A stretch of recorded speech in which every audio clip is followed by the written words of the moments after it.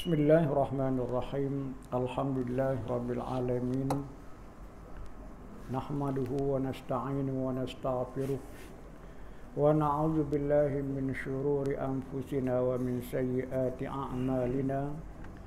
May yahdihillahu fala mudilla lahu wa may yudlilhu fala hadiya lahu. Asyhadu an la ilaha illallah wahdahu la syarika lahu. وأشهد أن سيدنا محمدا عبده ورسوله اللهم صل وسلم على سيدنا محمد وعلى آله وصحبه أجمعين أما بعد أعوذ بالله من الشيطان الرجيم muka surat 209 Bismillahirrahmanirrahim وَضَرِبْ لَهُمْ مَثَلَ الْحَيَاةِ الدُّنْيَا كَمَاءٍ أَنزَلْنَاهُ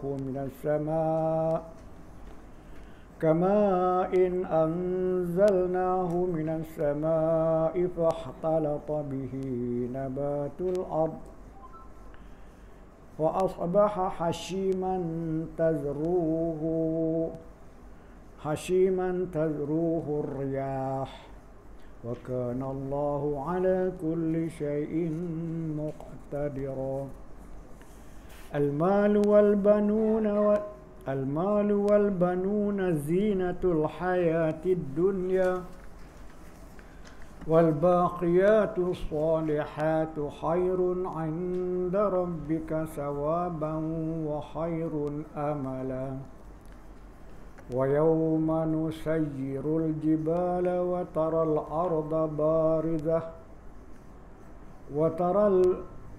الأرض بارزة وحشرناهم فلم يغادر منهم أحدا وعرضوا على ربك صفا لقد جئتمونا كما خلقناكم أول مرة بل زعمتم أن لن نجعل لكم موعدا ووضع الكتاب فترى المجرمين مشفقين مما فيه ويقولون يا ويلتنا ما لهذا الكتاب لا يغادر صغيرة ولا كبيرة إلا أحصاها ووجدوا ما عملوا حاضرا ولا يظلم ربك أحدا صدق الله العظيم. Alhamdulillah, sama-sama kita merafakkan kesyukuran kepada Allah SWT yang telah mengizinkan kita dapat meneruskan lagi kuliah kita pada malam ini dengan membaca surah Al-Kahfi daripada ayat 45 sampai 49. Mungkin tak sempat untuk kita nak menghuraikan nantinya. Walaupun ayat yang kita baca ini ialah berhubung dengan perumpamaan hidup di dunia. Yang minggu sudah kita telah bicarakan tentang perumpamaan hidup dua orang yang lupa daratan. Seorang dikatakan perumpamaan yang terdahulu adalah tentang dua berteman, yang seorang kaya berkebun subur dua tumpuan dan yang seorang lagi miskin dan kekayaannya hanyalah iman kepada Allah. Sekarang dalam perumpamaan yang lain, iaitu tentang penilaian manusia terhadap kehidupan dunia ni. Tuhan bagi perumpamaan kepada kita tentang hidup dunia ni macam itulah kita ni pun. Maksudnya pada mulanya tak ada, kemudian diada-adakan, kemudian setelah dah ada, sehat, elok, segar dan lama-lama akhirnya mati. Supaya kita ingatkan bahawa rupanya mati itu merupakan satu perjalanan yang terakhir dan setiap yang bermula dia akan berakhir. Kalau begitu, apakah persiapan kita, persediaan kita menghadapi mati itu? Itu matlamat dia. Mudah-mudahanlah pada malam ini mungkin kita sampai kepada ayat yang 45 dan 46 saja. Kerana apa? Banyak kisah cerita yang dipaparkan untuk kita ambil iktibar. Supaya jangan ingat bahawa hidup kita ni sia-sia ataupun hidup kita ni habis begitu saja. Kebanyakan kita ni seolah-olah hidup, bila lagi tumpang hidup ni nak buat apa pun. Habis mati, habis cerita. Itu satu fahaman yang agak luar daripada sepatutnya lah. Kerana apa? Kita ni ada mula dan akhirnya ada akhir. Dan akhir itu pula bukanlah bermulakan akhir seperti mana akhirnya benda-benda yang lain tak ada apa-apa dah. Tetapi akhir kita itu akan bermula satu lagi episod kehidupan yang lebih panjang, yang lebih mencabar. Inilah sebagai manusia dibandingkan dengan makhluk-makhluk yang lain. Kita tengok daripada ayat yang kita baca. Dan diperbuatlah untuk mereka itu satu perumpamaan tentang kehidupan di dunia ini. Buat perumpamaan tu untuk kita nak bandingkan, supaya bagi orang yang berfikir, manusia ni berfikir, kita fikirkan benda-benda yang macam tu, baru kita dapat faham rupanya begitu mulanya kita dan kesudahannya kita. Untuk apa? Supaya lebih terang kita ambil dahulu artinya. Sebelum tu dia kata, untuk lebih terang kita ambil dulu artinya menurut lurah ataupun bahasa daripada dunia. Kalimah dunia, di sana dia kata ada kalimah dunia tu. Kalimah dunia dua perkataan, dun dengan ya. Pokok asal dari kalimah dana yang berarti dekat. Itu dalam kalimah Arab, dana makna dekat. Dunia. Hidup di dunia asal artinya ialah hidup yang dekat ini, hidup sekarang lah. Ataupun hidup kita yang sekarang ini. Timbalannya ataupun lawannya ialah hidup akhirat. Dari pokok katanya akhir. Akhirat tu akhir yang berarti kemudian. Maknanya sesudah hidup dunia yang dekat ini akan ada lagi hidup akhirat, hidup hari nanti, hidup selepas kita mati nanti ya. Itu akhirat. Maknanya akhirat bukanlah tempat akhir, tetapi akhirat adalah tempat kita hidup pula sekali lagi. Kalau mati ni habis cerita, senang cerita. Tapi yang kita nak bincang ni ialah mati, selepas mati ada hidup. Hidup tu pula bukan hidup macam di dunia ni, cari makan dan sebagainya, tak. Maka hidup di dunia ini, dalam ayat dia kata, ialah laksana air yang kami turunkan dari langit. Kami maknanya Allah Ta'ala. Allah Ta'ala turunkan dari langit, iaitu air hujan. Makna ambil iktibar daripada apa yang berlaku tu, ambil pengajaran. Disebut dari langit pasal apa? Sebab yang dikatakan langit di sini ialah yang di atas kita. Di belah atas tu kita kata langit lah. Maka bercampurlah, itu ayat. Maka bercampurlah dengan dia tumbuh-tumbuhan di bumi. Ayat hujan turun sampai ke bumi, bercampur dengan tumbuh-tumbuhan. Artinya bahasanya air hujan yang telah jatuh dari atas itu telah bertumpah ruah ke atas permukaan bumi, lalu bercampur bau dengan tumbuh-tumbuhan yang ada di atas permukaan bumi ini. Campurlah. Menyebabkan tumbuhnya dengan subur. Maknanya hujan yang Tuhan turunkan itu ada kebaikan kepada bumi. Untuk apa? Untuk kesuburan pokok. Percampur bauran terjadi kerana urat ataupun kita kata akar dari tumbuh-tumbuhan itu, baik rumput kecil atau belukar ataupun pohon yang besar-besar, semuanya memerlukan air tadi. Yang kecil pun perlukan air, yang pokok besar pun perlukan air.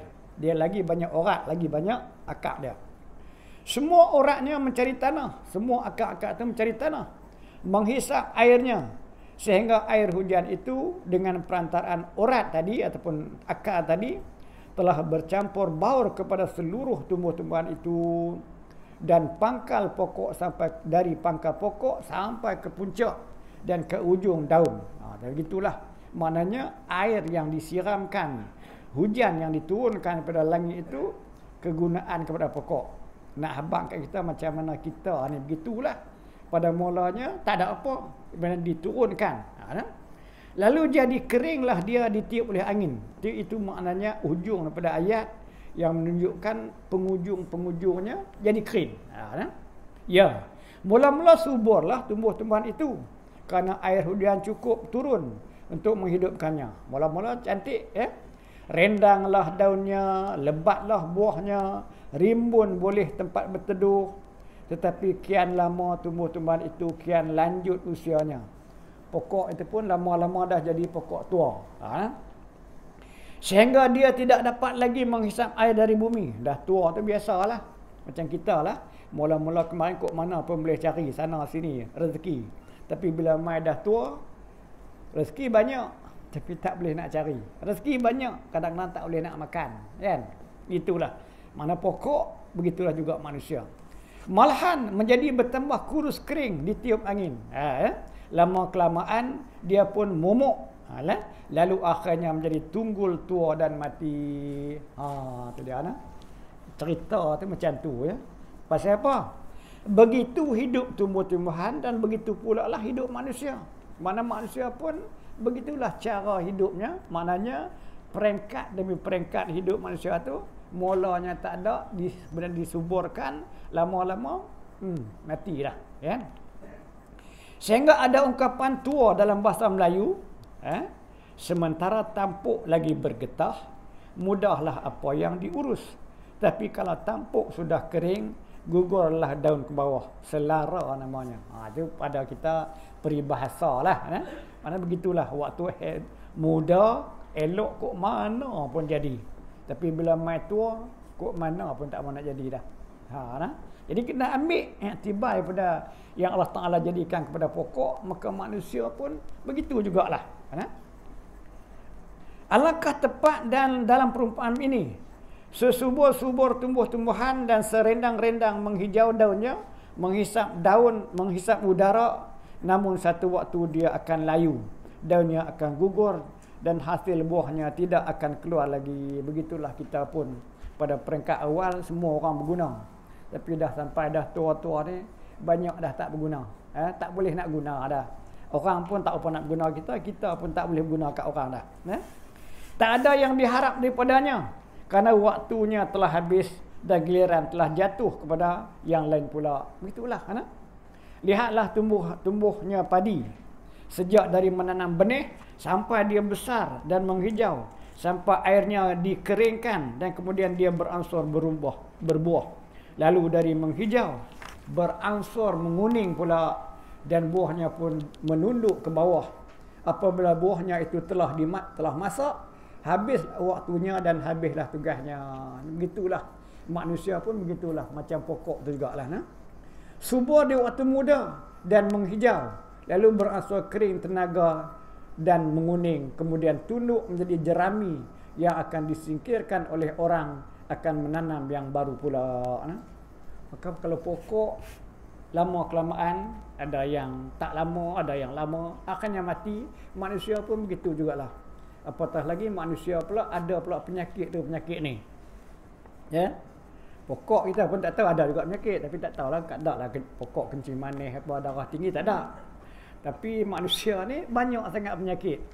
Maka ada yang mati kerana penyakit, ada yang mati tak kerana penyakit. Maknanya yang pastinya bila dia berani nak hidup, maka dia berani pula lah berhadapan dengan kematian. Itulah yang pasti. Kemudian berani tak berani tu kena berani. Pasal apa? Di sana kita akan menghadapi satu lagi ujian yang lain. Kalau begitu, untuk memberanikan mati, seperti mana kita berani hidup, untuk memberanikan mati, maka perlulah ada persiapan. Perlu ada persiapan. Padi setelah tua disabit, lalu hasilnya diambil orang. Kini kita sebagai insan, jika datang waktu kita pergi, apakah yang kita tinggal? Apa yang kita tinggal? Padi maknanya sekurang-kurangnya dia dah mengeluarkan hasil, orang pun ambil, lepas tu habis kerja dia. Yang kita ni bila mati, apalah ada yang kita tinggal. Generasi lah. Kalau generasi yang kita tinggal tu elok, alhamdulillah. Kalau generasi yang kita tinggal tu tak elok, itulah peninggalan kita. Ujung ayat adalah kesimpulan dari kehidupan dunia ini, dan itu ayatnya, dan adalah Allah atas setiap sesuatu menentukan. Allah Ta'ala lah yang menentukan. Kita ni tak tahu ajal maut kita, jodoh pertemuan kita, rezeki kita tang mana, bahagia ataupun celakanya hidup kita pun tak tahu. Tapi Allah lah yang menentukan. Jadi oleh kerana tidak ada ketentuan ataupun tidak pengetahuan tentang ketentuan Allah itulah, maka kita ni disuruh kita berusaha. Namun usaha yang disuruh kita usaha tu janganlah sampai kita lupa berusaha, lupa untuk menyiapkan persiapan yang kita nak pergi itu. Boleh jadi lama lagi masa persiapan kita, dan boleh jadi tak lama dah persiapan tu yang bakal kita ada. Mana modal yang ada pada kita tu. Inilah yang patut kita ambil yang dikatakan al-baqiyatus salihat tu. Itu yang penting ya. Nak cari kesenangan hidup itu memang tabiat manusia. Tetapi al-baqiyatus salihat ini yang penting. Kita sampai tu nanti ya. Jadi ujung ayat adalah kesimpulan dari kehidupan dunia ini, dan adalah Allah atas setiap sesuatu menentukan. Semuanya itu ialah ketentuan Allah ya. Pokok mati pun kerana Allah juga menentukan. Sampai masa dia mati, tak mati, alhamdulillah lah. Sampai mata dia mati. Manusia pun begitu juga. Ada yang muda mati, ada yang tua mati, ada yang sakit mati, ada yang sakit tak mati, yang tak sakit pula mati, kan? Semua tu ketentuan Allah. Kalau tanya kita, hang nak mati umur berapa? 70. Kalau boleh biar 80. 80 cukup kan? Kalau boleh tambah sikit lagi tak apa dah. Kalau tanya kita kan. Hak muda, aku muda lagi. Kurang tak ada pun 40-50 tahun lagi. Hak muda. Tapi semua tu ialah ketentuan Allah. Ramai kita tengok anak-anak muda kita umur 20-an, 30-an, 40-an tengah rancak hidup. Tiba-tiba sampai masa pergi. Mungkin dia akan rasa aku awal lagi nak buat ibadat pun. Sebab muda lagi. Tapi bila sampai masanya tak ada masa untuk nak buat persiapan. Tapi itu persiapan bukanlah nak nanti tua. Persiapan bukanlah nanti umur panjang, tetapi persiapan bermula daripada umur 15 tahun itu ialah bermulalah persiapan. Jangan ada sedikit pun kita abaikan ruang yang ada ketika umur 15 tahun itu. Kerana apa? Bermula daripada umur 15 tahun itulah persiapan baik kita ditulis, dan persiapan kita yang jahat pun ditulis pada ketika itu. Jadi kalau banyak yang baik ditulis, alhamdulillah. Tapi kalau banyak yang buruk ditulis, apalah kita nak kata, 15 tahun. Bayang tengoklah. Kalau lah ni dah umur 70 Haji Harun, 15 tolak 70 tolak 15 tinggal berapa? 55 tahun. Apa kita buat 55 tahun kan? Gitulah. Allahu Akbar. Syek balik. Orang kata apa? Muhasabah balik ke belakang. Dan sifat Allah sebagai penentu atau muqtadir itu berlaku terus dalam alam yang dia ciptakan ini. Mulanya tidak ada kita. Kemudian dia adakan. Akhirnya semuanya lenyap. Dan yang kekal hanyalah dia, yakni Allah Ta'ala. Allah Ta'ala jugalah yang kekal. Dan semuanya itu hanya soal tempoh ataupun ukuran belaka. Kita tak tahu. Tempoh yang Tuhan beri kat kita tak tahu. Lama mana, banyak mana. Padi dalam masa 4 bulan. Ada kayu masa 4 tahun. Ada lagi yang dalam masa 40 tahun atau 400 tahun. Ada kan? Ataupun dalam masa 40 juta tahun pun tak tahulah apa dia. Namun asalnya tetap tidak ada. Kemudian diadakan. Lepas tu lenyap. Yang kekal hanya Allah sahaja. Ini maknanya hebat macam mana pun akhirnya tak ada. Tak apalah. Yang makhluk, yang bukan makhluk manusia ni ada ke tak ada jadi masalah. Tetapi masalahnya ialah manusia kita ni. Ada boleh berpahala dan boleh dapat dosa. Tak ada kita esok pun akan mendapat pahala, balasan ataupun mendapat balasan baik ataupun balasan jahat. Dapat kita manusia. Benar lain tak ada masalah. Sebab apa mereka tidak ada taklif syarak. Baik. Kemudian disebutkan dalam ayat selanjutnya tentang kehidupan dunia ini, harta dan anak itu adalah perhiasan hidup di dunia. Pangkal ayat 46. Kita datang ke dunia ini dan setelah itu kita akan pergi. Sementara kita hidup ini diperhiasi hidup kita dengan harta benda. Itu tabi'i manusia. Allah bekalkan harta benda. Harta benda. Kita sebagai insan ingin mempunyai harta benda. Itu naluri manusia. Memang macam tu dah. Siapa-siapa pun nak harta benda. Tidak ada harta. Hidup ni tidak ada perhiasannya. Tak ada harta lah. Loncor begitu saja. Ogi ya. Tak ada harta. Tidak ada keturunan. Hidup ni terasa suram. Tak ada anak pinak. Alah. Anak pun tak ada. Hang gelak pi aku gelak main lama-lama cemuih gitu ya. Tapi kalau ada anak seronok seronok. Terus perhiasan lah. Habis tu dia kata sini, ributnya tangis anak-anak dalam rumah. Pada hakikatnya ada perhiasan rumah juga. Anak-anak ada kan. Kayuh pun dah.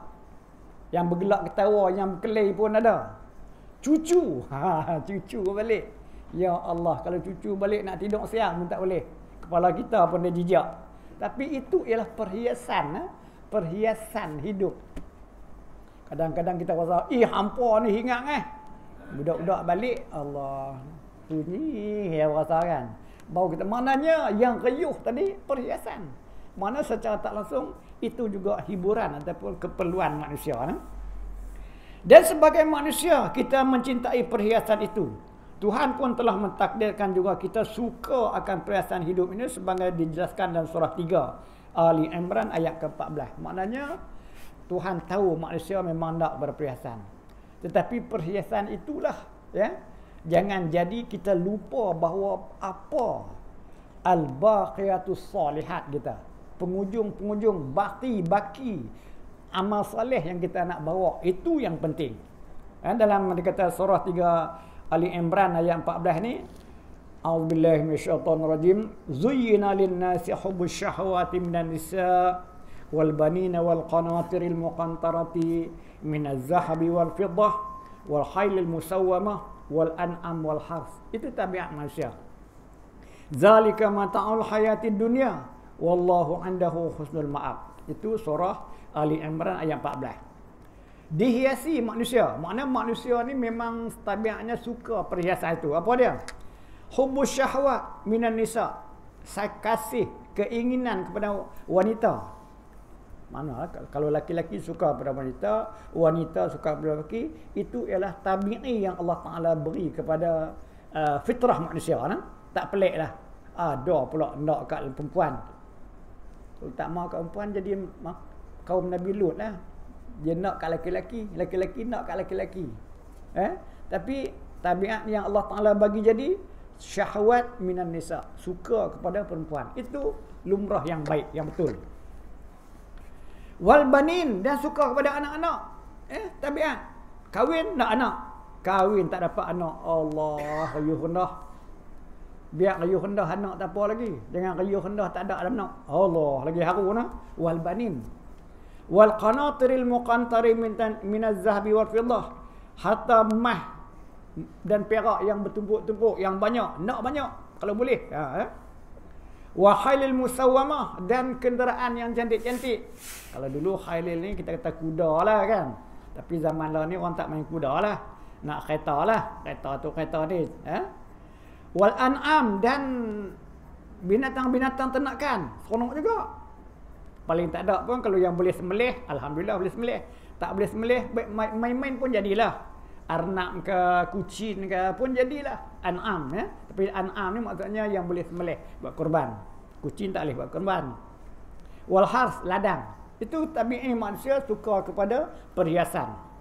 Zalika mata'ul hayatid dunya, yang bukan itu benda-bendanya itu merupakan mata'ul hayatid dunya, keperluan hidup di dunia. Jadi maknanya salah tak salah kita ambil yang tu.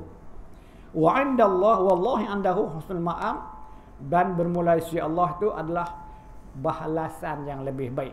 Ada disediakan balasan lebih baik. Jadi maknanya tentang perhiasan, tabi'i manusia nak perhiasan. Tapi jangan sampai perhiasan itulah yang menyebabkan kita lupa, sehingga kita lupa kepada baqiyatul salihat. Maknanya kita lupa. Hak yang tu tak boleh bawa. Hak yang nak bawa atau kita terlupa. Benda yang sepatutnya kita usaha untuk kita nak bawa api itu, jangan lupa. Hak yang ni ambil, tapi benda ni kita dah faham dah. Siapa pun tanya, nak buat harta banyak-banyak buat apa? Bukan boleh buat kubur. Aku tahu Hang nak buat kata rumah besar-besar buat apa? Bukan boleh buat kubur. Aku tahu, memang dia tahu. Dia yakin. Tapi benda yang nak bawa kubur, hak tu jangan lupa. Ada nak? InsyaAllah kita akan sampai ke situ. Apa yang sepatutnya nak cari keseronokan, hiburan dan juga apa nama perhiasan, cari. Tapi hak yang ni jangan lupa. Nah? Dia kata ayat yang ke-14 tadi, isteri yang setia, anak cucu yang membawa kegembiraan hidup, perbendaraan berisi emas dan perak, kenderaan yang bagus. Dulu dia kata unta dan kuda. Sekarang mobil lah, kereta lah. Binatang ternak, sawah dan ladang, semuanya adalah perhiasan hidup. Ya, biasalah. Kita nak itu. Salah? Tak salah. Asalkan dalam masa yang sama, jangan lupa. Sebab apa benda setelah kita sebutkan malam tadi, bahawa mencari rezeki itu harus. Tetapi apabila harus bertemu dengan yang sunat, tinggalkan yang harus, buat yang sunat. Apabila harus bertemu dengan yang wajib, tinggalkan yang harus tu, buat yang wajib. Jangan sampai tumpu yang harus, hak yang wajib pun tak peduli. Cari rezeki, ibadat langsung tak buat. Cari rezeki, menuntut ilmu langsung tak buat. Itu yang rugi. Jangan cari rezeki ni, walaupun rezeki apa sekalipun telah dijanjikan, telah didamankan, telah dibahagikan, semuanya tu dalam Imam Ghazali kata harus kita mencari dia, bukan wajib. Kalau wajib mana hang tak pergi cari berdosa. Tak, harus. Benda yang harus boleh buat, tak ada masalah. Tapi bertemu dengan yang sunat, ambillah sunat. Harus boleh buat, bertemu dengan yang wajib, tinggalkan dulu yang harus, buat yang wajib. Jangan sampai benda yang harus tapi bertemu dengan yang wajib, hak wajib letak ke tepi dulu. Dulu buat harus ni. Ni, ya nah. Siapapun yang berfikiran sihat mengakui bahawa manusia lebih senang dengan segala-galanya itu. Makna kita yang fikiran sihat ni, kita akan senang dengan benda itu. Ini bukan orang tasawuf lah. Nah. Kalau orang tasawuf dia tak maulah benda-benda tu. Kita yang tasawuf ni sihat juga kan, sihat juga. Kita ndak benda tu. Tapi nak bahagikan benda yang tu dengan yang wajib, yang dikatakan wallahu indahu husnul ma'ab tu, hak tu yang kita kena jaga. Nah. Mana di sisi Allah tu ada balasan yang lebih baik lagi. Jangan hak tu yang kita kena rebut. Banyak sekali soal perhiasan ini dibicarakan dalam Quran, tetapi selalu diperingatkan supaya manusia jangan lalai, jangan lupa. Itu yang utama. Benda perhiasan tak apa. Pasal apa? Allah yang menyediakan, Allah yang menjadikan. Duit banyak boleh tak? Bagus tak? Dengan duit banyak itulah kita nak boleh buat ibadat, kita nak boleh bersedekah, kita boleh keluar zakat, kita boleh pergi haji, kita boleh berjihad. Tapi kalau duit pun tak ada, nak mai sini nak kain pun tak ada. Kalau kita sahabat tu sampai kain berganti dengan bini nak mai semayang. Tapi dia mai semayang juga, sudah semayang dia balik. Esok waktu semayang dia mai semayang, lepas semayang dia balik. Satu ketika Nabi tanya, wahai Sa'labah, pasal apa hang ni? Aku tengok hari-hari lepas bagi salam hang balik. Ya Rasulullah, saya ni kain yang elok yang ada kat saya selain ni lah. Bila saya balik, perempuan saya pula nak pakai kain ni, nak semayang. Kita ada macam tu. Berbelah-belah lagi di rumah tu yang hari ni pakai, hari ni esok pakai, lain pakai, sebulan baru bertemu balik yang tu balik. Punya banyak kain. Ya maknanya benda-benda yang macam tu tak bagi orang yang normal macam kita biasalah, bukanlah lebih sangat. Tapi jangan lupa, jangan lalai, jangan sampai hendaknya perhiasan hidup yang sementara itu membuatnya lupa bahawa dia masih dalam pertengahan jalan. Kita ni sedang berada di orang kata apa, kalau nak pergi lebuh raya tu di tempat rehat, tempat rehat. Boleh berhenti makan situ, boleh berhenti mandi situ, boleh berhenti semayang di situ. Tapi jangan ingat, aku tak mau ke mana ada tang ni seronok atang ni. Dah. Sebenarnya perjalanan kita jauh lagi. Boleh rehat, boleh makan, boleh semayang, boleh. Tapi matlamat kita jauh lagi. Kan? Jadi maknanya kita masih dalam pertengahan jalan. Manusia belum sampai kepada perhentian terakhir. Jauh lagi. Sebab itu maka pada lanjutan ayat diperingatkan, tetapi bekas yang baik. Kita kata bekas, maknanya bekalan. Tetapi bekas yang baik dan amalan yang soleh, itulah yang lebih baik di sisi Tuhanmu dari segi ganjaran dan lebih baik dari segi harapan. Itu ayat yang kita baca tadi. Maksudnya wal baqiyatu salihatu khairun inda rabbika sawaban wa khairun amala. Itu. Dengan rayuan yang indah sekali di ujung ayat ini, maksud rayuan ni, dia pamerkan kepada kita perhiasan. Ambil, tak apa. Tapi rayuan apa? Yang ujung tu bekas yang baik, jangan lupa. Ni ambil tapi jangan lupa. Ada nak? Dengan rayuan yang indah sekali di hujung ayat ini, Allah memberi peringatan bahawa harta benda, okey, baik. Anak, okey, memang perhiasan. Namun perhiasan itu sangat terbatas sekali waktunya. Benda tu walaupun perhiasan, masa dia amat terbatas. Terbatas pasal apa? Harta benda terasa sebagai perhiasan kalau badan masih sihat. Tak? Kalau badan sihat, nak tu, nak ni, nak tambah lagi.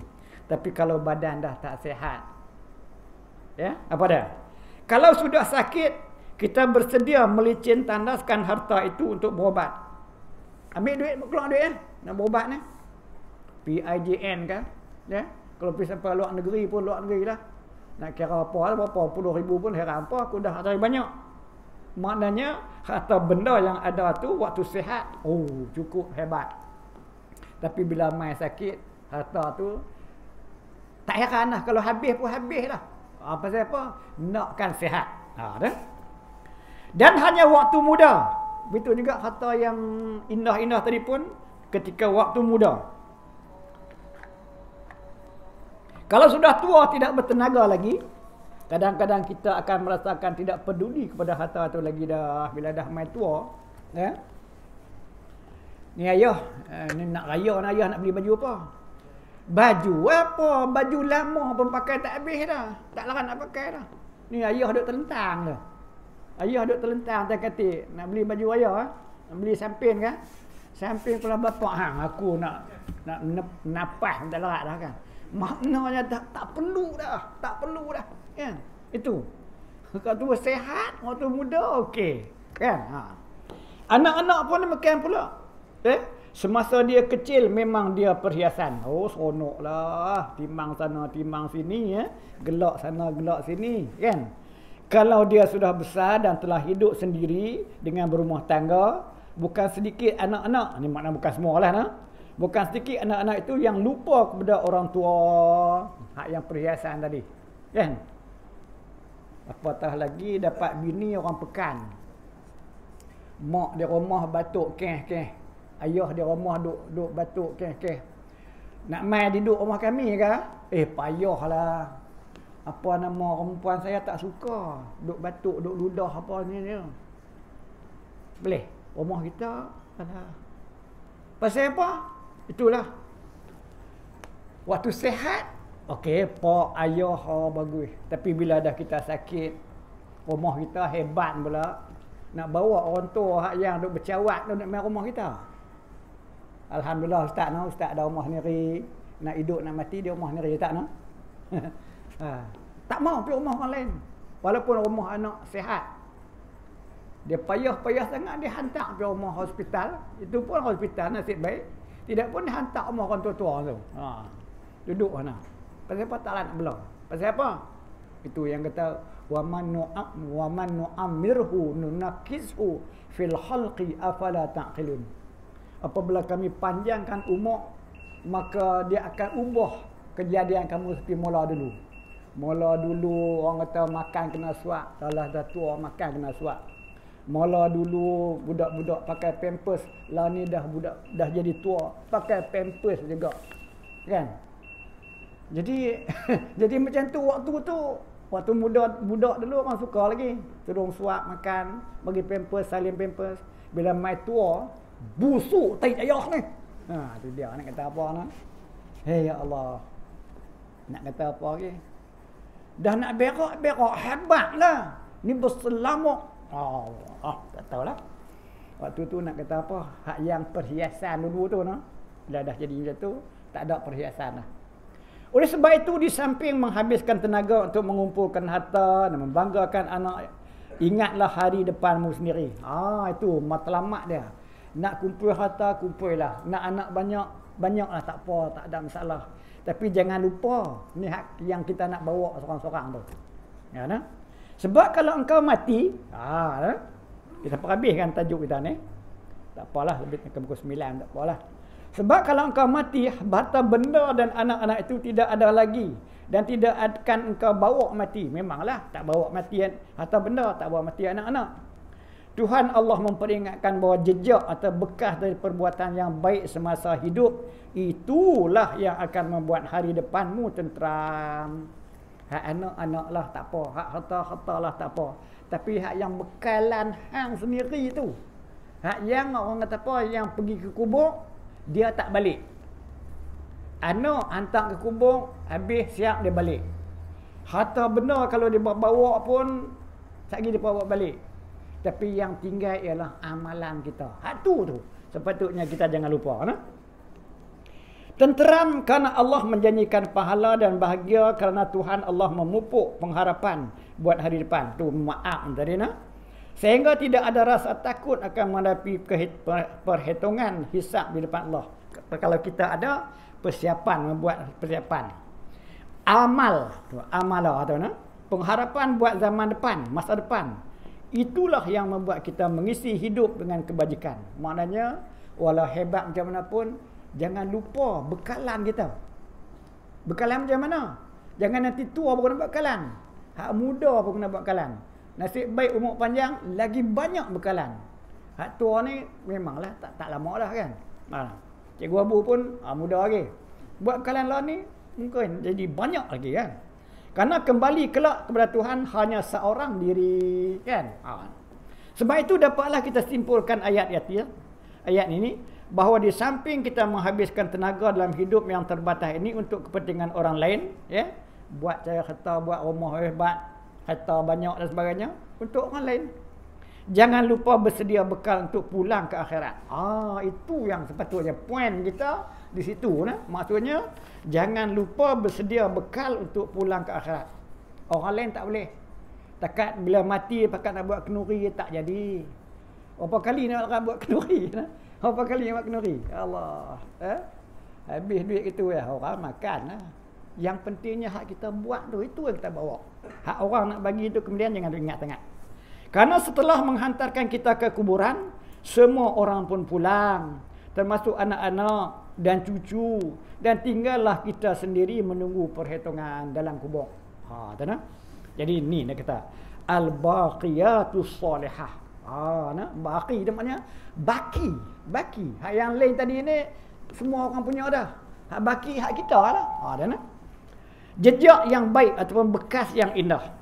Itu diperbincangkan juga oleh ulama-ulama salaf. Apakah dia? Sa'id bin Jubair menyampaikan dari riwayat Ibnu Abbas, al-baqiyatus salihah itu ialah sembahyang 5 waktu. Tak apalah kalau 5 waktu pun. Kalau sembahyang pun tak, sibuk cari harta. Sembahyang pun tak, sibuk nak jaga anak. Apa nak kata? Dan kalau dia dijadikan kumpulan zikir pun boleh juga baqiyatus salihah, iaitu sikap dan sebutan mengingat Allah, maka dia ialah subhanallah alhamdulillah wa la ilaha illallah wallahu akbar. Boleh juga. Kok terlupa nak buat yang tu. Dah. Mana segala puji bagi Allah, tiada ada Tuhan melainkan Allah dan Allah Maha Besar. Menurut riwayat dari Sayyidina Uthman bin Affan, ditambah satu ucapan lagi, la haula wala quwwata illa billah.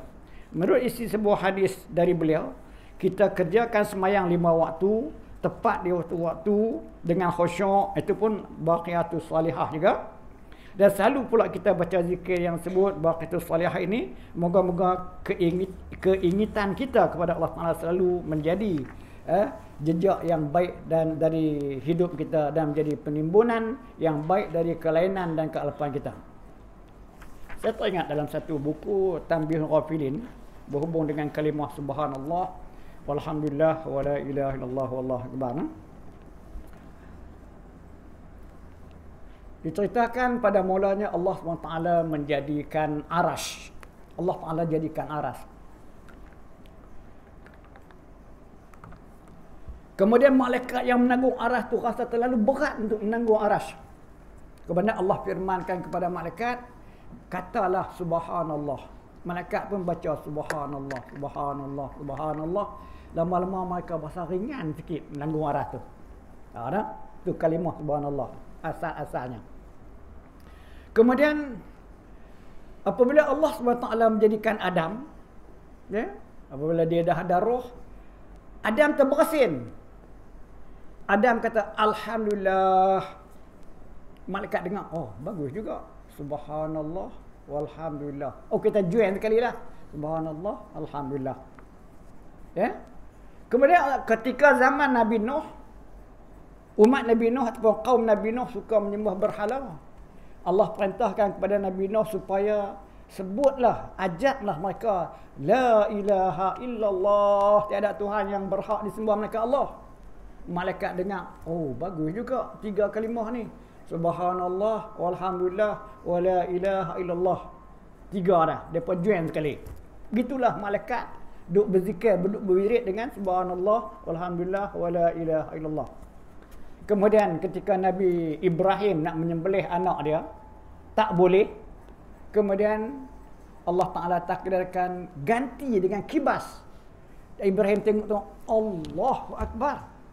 Berapa? Penggantian ini cukup elok lah. Nak sembelih anak tak makan, Tuhan bagi kibas, dia pun sembelih. Dia pun Allahu Akbar, kata Allahu Akbar. Bila dia kata Allahu Akbar, malaikat dengar, oh bagus juga ni. Subhanallah, alhamdulillah, wala ilaha illallah, Allahu Akbar. Kemudian satu ketika Jibril bagi tahu kat Nabi, wahai Muhammad, ketika aras jadi maka begini sebut. Kemudian ketika Adam dilahirkan, dijadikan, disebut alhamdulillah. Dia bersin alhamdulillah. Ketika Nabi Nuh begini, ketika Nabi Adam, Nabi Ibrahim begini, dia cerita kat Nabi Muhammad. Nabi Muhammad kata, la haula wala quwwata illa billah. Malaikat dengar, oi bagus juga. Subhanallah walhamdulillah wala ilaha illallah Allahu akbar wala haula wala quwwata illa billahil azim. Maka jadilah kalimah ni satu kalimah yang dikatakan ketika Isra Mi'raj, tanamlah tanaman-tanaman syurga banyak-banyak kepada Nabi. Disebut kepada Nabi, apa dia tanaman syurga?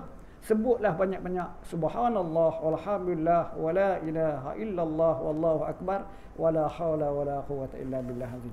Tahu.